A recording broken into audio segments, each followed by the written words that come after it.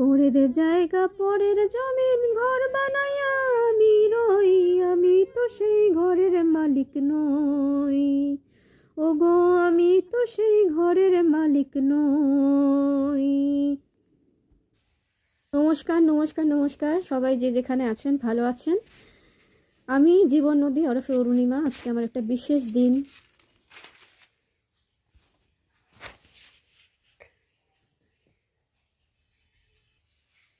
বিবাহে উদাসীন এক ব্যক্তি।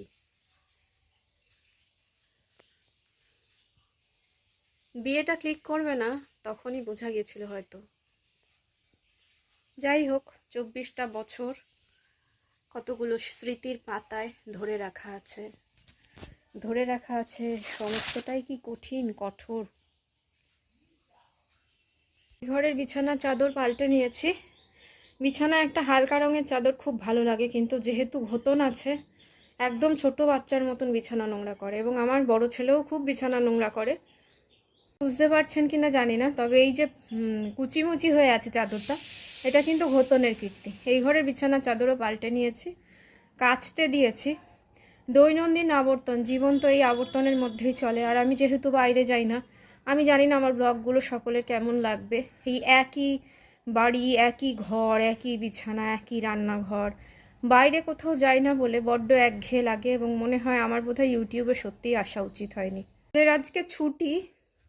পায়ে ধরেছে ভীষণ টান, ওর ভেরিকোজ ভেন হয়ে গেছে, টান ধরেছে, বসে আছে। আবার একটা কোন জায়গায় যাবে কি কাজের জন্য। ছেলেটা যাই করুক না কেন বসে থাকে না, ঘরের মধ্যে বসে উটকচালি না করে কাজের সন্ধানে একটা কাজ ছাড়ে। বেশি দিন করে না ঠিকই, কিন্তু ওর ভার্সেটাইল এক্সপিরিয়েন্স হয়ে যাচ্ছে। ফটোগ্রাফি, ডেলিভারি বয়, ওষুধের ফার্মেসিতে কাজ, কি না করে। আমি কোনো কিছুতেই না করি না, করুক। আর এই যে চা নিয়ে বসবো, শরীরটা এখনও ঠিক হয়নি, মানে ঠিক না হওয়া মানে আমার দুর্বলতা ভীষণ লাগছে। একে তো খাই না, তারপরে প্রচুর ওয়াটার লস হয়েছে, ফলে প্রেশার কমে যাচ্ছে। এমনিতেও প্রেশারের ওষুধ খাই। যাই হোক, চলছে আমাদের এই সবুজ। আমার খুব ভালো লাগে এইখানটা বসে, আমি খুব চা খেতে খুব ভালোবাসি।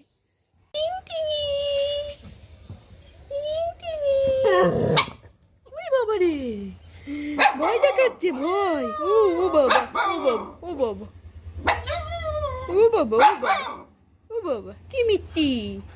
আড্ডা দিতে বসেছি, মা আর দুই ছেলে। কি হয়েছে, কি দাঁত মাজাতে হবে, দাঁড়া। ভেটকি মাছগুলো ভালো করে ভেজে নিচ্ছি, বেশ ভালো করে ভেজে নেব, ফুটছে। আর এদিকে ফুলকপি আলু কেটে নিয়েছি, আর এদিকে কাঁচা লঙ্কা আর আদা মিক্সিতে পিষে নেব। আর মাছটা যে পাত্রে মেখেছিলাম তাতে একটু আমি একবারে নুন দিই, মানে মাছ মাখানোর সময় যে নুন দিই, পরে ঝোলে আর আলাদা করে নুন দিই না। তো সেই নুনটা আর হলুদটা যে জল দিয়ে রেখে দিয়েছি, এর মধ্যেই আমি মশলাটা গুলে নেব। ফুলকপিগুলোকে দিয়ে দিয়েছি, একটু লাল করে ভাজা হোক, মানে সামান্য লাল করে ভাজা হলে নামিয়ে নেব, খুব বেশি পোড়া পোড়া করবো না।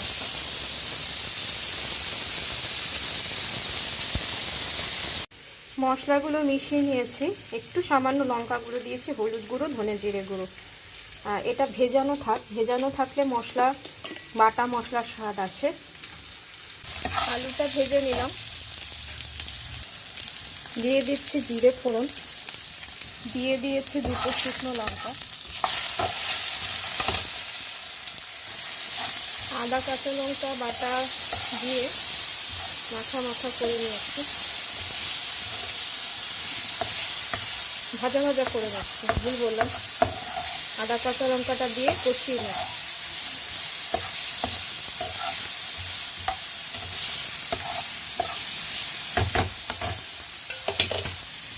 ফুলকপিগুলোও দিয়ে দিলাম।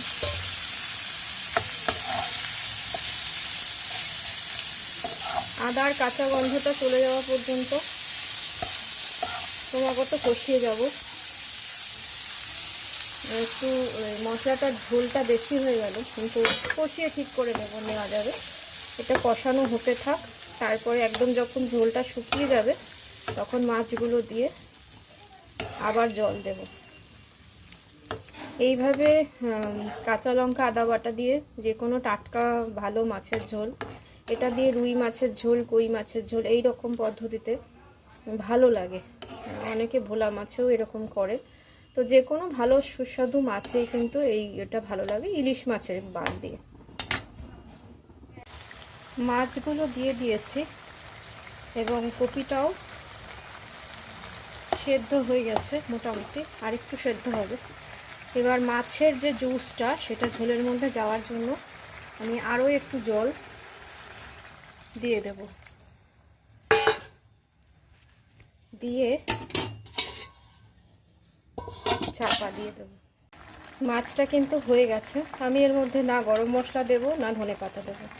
ভেটকি মাছ বা টাকি মাছে আমরা গরম মশলা ধনেপাতা দিই না সাধারণত। যদি খুব বরফের মাছ হয়, গন্ধ লাগে, তবেই দেওয়ার একটা প্রশ্ন আসে, তাও সেটা গরম মশলা।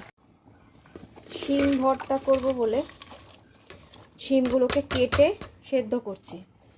আজকে হচ্ছে বৃহস্পতিবার। আজকে ব্যক্তিগত হিসেবে আজকে আমার একটা বিশেষ দিন। তো যাই হোক, যারা জানেন তারা জানেন। আর এখানে বেগুন ভাজা করব। শিম ভর্তা করতে গেলে শিমটাকে ভাপিয়ে নেব, নিয়ে এখানে রসুন কাঁচা লঙ্কা সব ভিজিয়ে রেখেছি, এগুলোকে সেদ্ধ শিমের সঙ্গে বাটবো ধনেপাতা দিয়ে। একটা অসাধারণ জিনিস হয় শিম ভর্তা। যারা জানেন তারা, এই রসের রসিক, তারা খুব ভালোবাসেন। আর এদিকে ভাত ফুটছে, শুরু হয়ে গেছে আমার সকাল। বেগুন ভাজা সাধারণত অনেক বেশি তেল লাগে। তো বেগুনের মধ্যে যদি বেগুনটাকে ধুয়ে একটু শুকনো কাপড় দিয়ে মুছে তারপর নুন হলুদ মাখিয়ে কিছুক্ষণ রেখে দেওয়া যায়, তাহলে বেগুন থেকে খানিকটা জল বেরিয়ে যায়। এই যে দেখতে পাচ্ছেন কতটা জল বেরিয়েছে। এই জলটা বেরিয়ে গেলে বেগুনের তেলে বেগুনে ব্যাপারটা সেটা একটু কম হয়, আর তেলটা কিন্তু কম লাগে। যতটা তেল দেবো সেই তেলটাই কিন্তু মোটামুটি থেকে যাবে, একটুখানি কম চুষবে। আর বেগুন ভাজা করতে গেলে আমি একটা কাজ করি, সেটা হচ্ছে ভেতর দিয়ে এরকমভাবে ফুটিয়ে ফুটিয়ে দিই, যাতে করে বেগুনটা খুব চটপট ভাজা হয়। এবং অবশ্যই কিন্তু আমি ঢেকে দেব। বিশেষ করে গোড়ার দিকের মাথার দিকের যে বেগুন, মানে বোঁটার দিকের যে বেগুনটা, সেটা কিন্তু ভাজতে একটু সময় নিয়ে ভাজতে হয়, তা না হলে কাঁচা থেকে যায়। আমি এক হাতে ভিডিও করছি, এইটুকুর জন্য আর স্ট্যান্ড লাগালাম না। এবার একটু চাপা দিয়ে দেব, একটু ঢাকা চাপা দিয়ে দিলাম। কড়াইতে একটুখানি সর্ষের তেল, ওই বেগুন ভাজার তেলটা দিয়ে রেখেছি, আর দিয়ে দিচ্ছি অল্প পরিমাণ কালো জিরে। কালো জিরে শুকনো লঙ্কা ফোড়ন দেব। শুকনো লঙ্কা ফোড়ন দিয়ে দিলাম।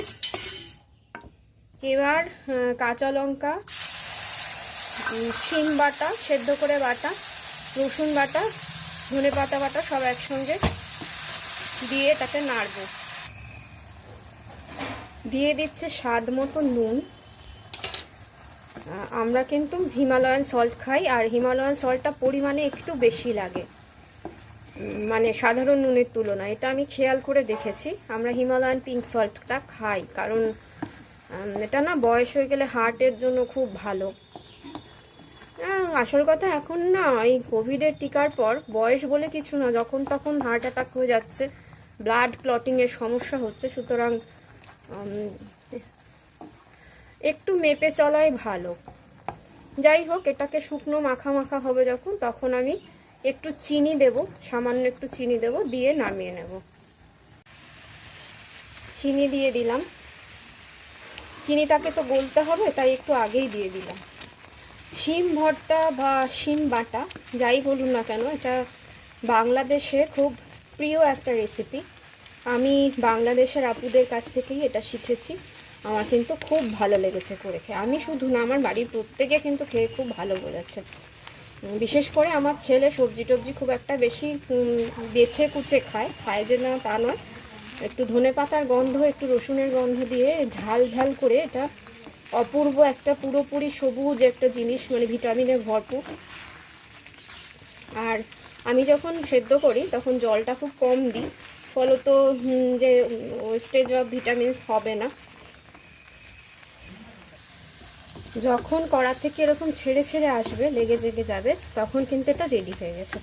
অপূর্ব সুঘ্রাণ বেরোচ্ছে। যারা খাননি কোনো দিন করে তারা একবার খেয়ে দেখবেন, এর প্রেমে পড়ে যাবেন।